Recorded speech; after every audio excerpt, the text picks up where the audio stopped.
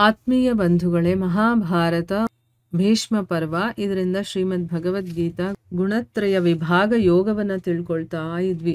ಓದ ಭಾಗದಲ್ಲಿ 3 ಗುಣಗಳ ಬಗ್ಗೆ ಹೇಳ್ತಾ ಇದ್ರು. ಸತ್ವಗುಣ, ರಜೋಗುಣ, ತಮೋಗುಣ ಹೇಗೆ ಉತ್ಪತ್ತಿ ಆಗತ್ತೆ ಮತ್ತೆ ಹೇಗೆ ಅದು ಕೆಲಸ ಮಾಡತ್ತೆ ಅಂತಂದ್ಬಿಟ್ಟು, ಮತ್ತೆ 3 ಗುಣಗಳಲ್ಲಿ ಒಂದು ಗುಣ ಪ್ರಧಾನವಾಗಿರುತ್ತೆ ಒಬ್ಬೊಬ್ಬ ಜೀವಿಯಲ್ಲೂ ಅಂತ. ಆ ಗುಣವನ್ನ ಹೇಗೆ ನಾವು ಪತ್ತೆ ಹಚ್ಚೋದು ಅನ್ನೋದನ್ನ ತಿಳ್ಕೊಂಡ್ವಿ. ಸತ್ವಗುಣದವರು ತುಂಬಾ ಎನರ್ಜಿಟಿಕ್ ಆಗಿರ್ತಾರೆ, ಅಂತಃಕರಣ ಶುದ್ಧವಾಗಿರುತ್ತೆ, ಮತ್ತೆ ಇಂದ್ರಿಯಗಳಲ್ಲೂ ಕೂಡ ಚೈತನ್ಯತೆ ಅನ್ನೋದು ತುಂಬಿರುತ್ತೆ, ವಿವೇಕ ಶಕ್ತಿ ಅವರಲ್ಲಿರುತ್ತೆ, ಅದರಿಂದ ನಾವು ತಿಳ್ಕೊಬೋದು. ಇನ್ನು ರಜೋಗುಣ ಹೆಚ್ಚಾಗಿರುವಂಥವ್ರು ತುಂಬಾ ಕೆಲಸ ಮಾಡ್ತಾ ಇರ್ತಾರೆ. ಯಾಕೆ ಅಂದರೆ ಅವರಿಗೆ ಲೋಭ ಇರುತ್ತೆ, ಆಮೇಲೆ ಎಲ್ಲ ಒಂದು ಭೋಗಗಳನ್ನು ಭೋಗಿಸ್ಬೇಕು ಅನ್ನುವಂಥದ್ದಿರುತ್ತೆ, ಅದಕ್ಕೋಸ್ಕರ ಅವರು ಕೆಲಸನೂ ಕೂಡ ಮಾಡ್ತಿರ್ತಾರೆ. ಆಮೇಲೆ ತಮೋಗುಣ ಹೆಚ್ಚಾಗಿರುವಂಥವ್ರಿಗೆ ಅಂತಃಕರಣ ಮತ್ತು ಇಂದ್ರಿಯಗಳಲ್ಲಿ ಆ ಪ್ರಕಾಶತೆ ಅನ್ನೋದಿರೋದಿಲ್ಲ, ಅಪ್ರಕಾಶತೆ ಅನ್ನೋದಿರುತ್ತೆ ಅನ್ನೋದು. ಮತ್ತು ಏನಾದರೂ ಕರ್ತವ್ಯ ಕರ್ಮಗಳನ್ನು ಮಾಡಿ ಅಂದರೂ ಕೂಡ ಅವರಲ್ಲಿ ಆಲಸ್ಯ ಅನ್ನೋದು ಜಾಸ್ತಿ ಇರುತ್ತೆ. ಆಮೇಲೆ ನಿದ್ರೆ ಇಂಥದ್ದೆಲ್ಲ ಜಾಸ್ತಿ ಇರೋದ್ರಿಂದ ಅವರಲ್ಲಿ ತಮೋಗುಣ ಇದೆ ಅಂತ ನಾವು ತಿಳ್ಕೊಬೇಕು ಅಂತ ಹಿಂದಿನ ಭಾಗದಲ್ಲಿ ತಿಳ್ಕೊಂಡಿದ್ವಿ.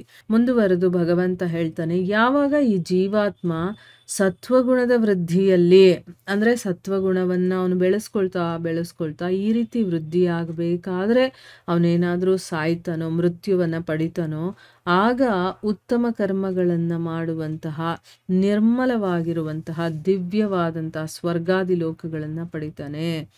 ಈಗ ಅವನು ಇರಬೇಕಾದ್ರೆ ಹೇಗಿರ್ತಾನೆ ಅಂತ ಹೇಳಿ ಈಗ ಸತ್ತ ಮೇಲೆ ಏನಾಗುತ್ತೆ ಅಂತ ಹೇಳ್ತಾ ಇದ್ದಾರೆ.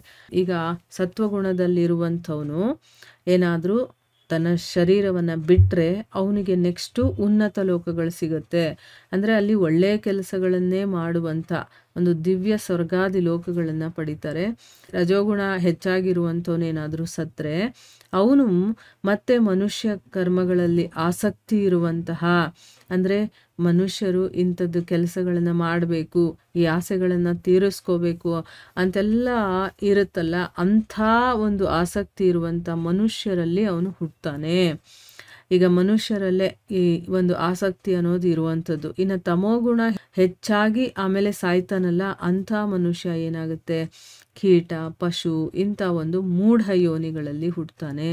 ಈ ನಮಗಿಂತ ಕೆಳಮಟ್ಟದ ಜೀವರಾಶಿಗಳೇನಿರುತ್ತೋ ಅದು ಬುದ್ಧಿ ತಿಳುವಳಿಕೆ ಇಲ್ಲದೆ ಇರುವಂಥ ಮೂಢ ಜೀವಿಗಳು ಅಂತ ಹೇಳ್ತಾರೆ. ಮನುಷ್ಯ ಜ್ಞಾನವನ್ನು ವೃದ್ಧಿ ಮಾಡಿಕೊಳ್ಬೋದು, ಅದೊಂದು ವಿಶೇಷವಾದಂತಹ ಒಂದು ಶರೀರ. ಅದರಿಂದನೇ ಎಲ್ಲರೂ ಕೂಡ ಮನುಷ್ಯ ಯೋನಿಯನ್ನು ಇಷ್ಟಪಡ್ತಾರೆ. ಯಾಕೆ, ನಾವು ಈ ಸಂಸಾರ ಬಂಧನದಿಂದನೇ ಮುಕ್ತಿ ಹೊಂದ್ಬೋದು, ಸ್ವರ್ಗಾದಿ ಲೋಕಗಳೆಲ್ಲ ಭಗವಂತನ ಲೋಕಕ್ಕೆ ವಾಪಸ್ ಹೋಗ್ಬೋದು, ಅದಕ್ಕೋಸ್ಕರ. ಸೊ ಈಗ ಯಾರ್ಯಾರು ಯಾವ್ಯಾವ ಗುಣದಲ್ಲಿ ಹೇಗಿರ್ತಾರೆ ಹಾಗಿರ್ತಾ ಅವರಿಗೆ ಮೃತ್ಯು ಅನ್ನೋದು ಬಂದಾಗ ಅವರು ಯಾವ ಜನ್ಮವನ್ನು ತಗೊಳ್ತಾರೆ, ಇದ್ರ ಬಗ್ಗೆ ಭಗವಂತ ಈಗ ವಿವರವಾಗಿ ಹೇಳಿದ್ದಾನೆ. ಇನ್ನು ಮುಂದುವರೆದು ಹೇಳ್ತಾನೆ, ಸಾತ್ವಿಕ ಕರ್ಮಗಳನ್ನು ಮಾಡುವಂಥವ್ರು, ಈಗ ಯಾವ ಯಾವ ಗುಣಗಳಲ್ಲಿರುವಂಥವ್ರು ಕರ್ಮಗಳನ್ನು ಮಾಡ್ತಾ ಇದ್ದಾಗ ಏನೇನು ಫಲ ಸಿಗುತ್ತೆ ಅನ್ನೋದ್ರ ಬಗ್ಗೆ ಇಲ್ಲಿ ಹೇಳಿದ್ದಾರೆ. ಸಾತ್ವಿಕ ಕರ್ಮಗಳನ್ನು ಮಾಡುವಂಥವನಿಗೆ ಸಾತ್ವಿಕ ಸುಖ, ಜ್ಞಾನ ಮತ್ತು ವೈರಾಗ್ಯ ಅನ್ನುವಂತಹ ನಿರ್ಮಲ ಫಲಗಳು ಅವರಿಗೆ ಸಿಗುತ್ತೆ ಅಂತ ಹೇಳಿದ್ದಾನೆ. ಮತ್ತು ರಾಜಸ ಕರ್ಮವನ್ನು ಮಾಡುವಂಥವ್ರ ಫಲ ಏನು ಅಂತಂದರೆ ದುಃಖನೇ ಸಿಗುವಂಥದ್ದು ಅವ್ರಿಗೆ. ಆಮೇಲೆ ತಾಮಸ ಕರ್ಮವನ್ನು ಮಾಡುವಂಥವ್ರ ಫಲ ಏನು, ಅಜ್ಞಾನ ಅಂತ ಹೇಳಿದ್ದಾರೆ. ಈಗ ನೋಡಿ ಇದರ ಫಲಗಳು ಎಷ್ಟು ಚೆನ್ನಾಗಿದೆ ಅಂತ. ಸಾತ್ವಿಕ ಕರ್ಮ ಮಾಡುವಂಥವನಿಗೆ ಸುಖ ಸಿಗುತ್ತೆ, ಜ್ಞಾನನೂ ಸಿಗುತ್ತೆ, ಮತ್ತು ವೈರಾಗ್ಯ ಕೂಡ ಬರುತ್ತೆ. ಇವೆಲ್ಲ ಫಲಗಳು ಅವನಿಗೆ ಸಿಗುತ್ತೆ. ರಾಜಸ ಕರ್ಮ ಮಾಡುವಂಥವನಿಗೆ ಬರೀ ದುಃಖನೇ ಸಿಗೋದು.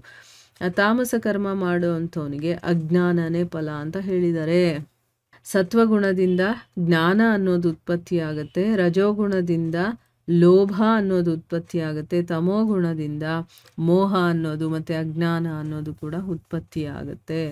ಈಗ ಎಲ್ಲ ಗುಣಗಳ ಬಗ್ಗೆ ಯಾಕೆ ಹೇಳ್ತಾ ಇದ್ದಾನೆ ಇಲ್ಲಿ, ನಾವು ತಿಳ್ಕೊಂಡು ಯಾವುದು ನಮಗೆ ಶ್ರೇಷ್ಠ ಅಂತ ಅನ್ನಿಸ್ತಾ ಇದೆಯೋ ಅದನ್ನು ನಮ್ಮ ಜೀವನದಲ್ಲಿ ನಾವು ಅಳವಡಿಸ್ಕೊಳ್ಬೇಕು. ಈಗ ನಾವು ನಮ್ಮನ್ನು ಚೆಕ್ ಮಾಡ್ಕೋಬೇಕು. ಇಲ್ಲಿ ಭಗವಂತ ಹೇಳ್ತಾ ಇರುವಂತಹ ಗುಣಗಳು ನಮ್ಮಲ್ಲಿ ಯಾವುದಿದೆ, ನನ್ನಲ್ಲಿ ನಿದ್ದೆ, ಆಲಸ್ಯ, ಪ್ರಮಾದಗಳಿದೆಯಾ, ಅಂತ ನೋಡ್ಕೋಬೇಕು. ಅದಿಲ್ಲ ಅಂತಂದರೆ ನನ್ನಲ್ಲಿ ಮುಖ್ಯವಾಗಿ ತಮೋಗುಣ ಇಲ್ಲ ಅನ್ನೋದು ಗೊತ್ತಾಗುತ್ತೆ. ನೆಕ್ಸ್ಟು ರಾಜಸ ಗುಣದಲ್ಲಿ ಏನೇನು ಬರುತ್ತೆ, ಲೋಭ, ಆಸೆಗಳು ಇಂಥದ್ದೆಲ್ಲ ಬರುತ್ತೆ. ಹೆಚ್ಚಾಗಿ ನಾವು ಆ ಆಸೆಗಳನ್ನು ತೀರಿಸ್ಕೊಳ್ಬೇಕು ಅಂತ ಕೆಲಸ ಮಾಡ್ತಿರ್ತೀವಿ. ಇಂಥದ್ದು ಇದೆಯಾ ಅಂತ ನೋಡ್ಕೋಬೇಕು.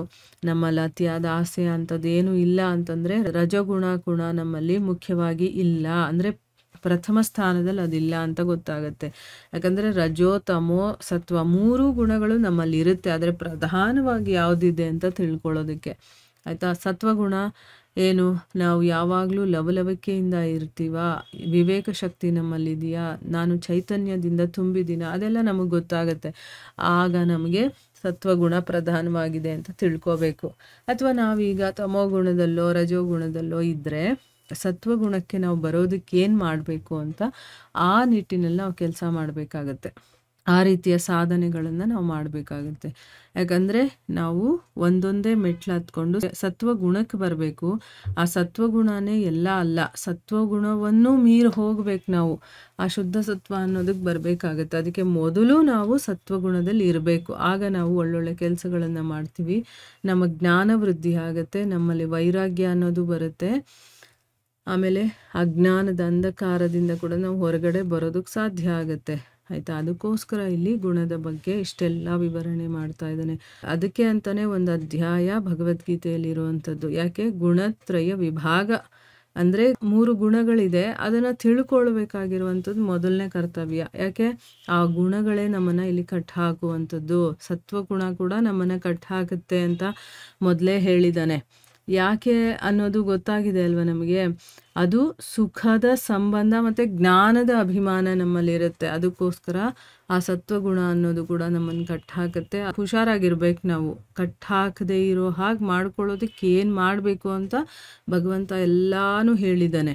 ಅದರಿಂದ ಹೊರಗಡೆ ಬರೋದು ಹೇಗೆ ಅಂತ ಹೇಳಿದ್ದಾನೆ. ಬರೋದು ಬಿಡೋದು ಅದು ನಮಗೆ ಸೇರಿರುವಂಥದ್ದು. ನಾವು ಪ್ರಯತ್ನ ಪಟ್ಟು ಮುಂದೆ ಬಂದರೆ ನಾವು ಬರ್ತೀವಿ, ಇಲ್ಲಾಂದರೆ ಅಲ್ಲೇ ಇರ್ತೀವಿ ಆಯಿತಾ. ಇದರ ಮುಂದುವರೆದ ಭಾಗ ಇದೆ, ಅದನ್ನು ನಾವು ಮುಂದಿನ ಭಾಗದಲ್ಲಿ ತಿಳ್ಕೊಳ್ಳೋಣ. ಹರೇ ಕೃಷ್ಣ.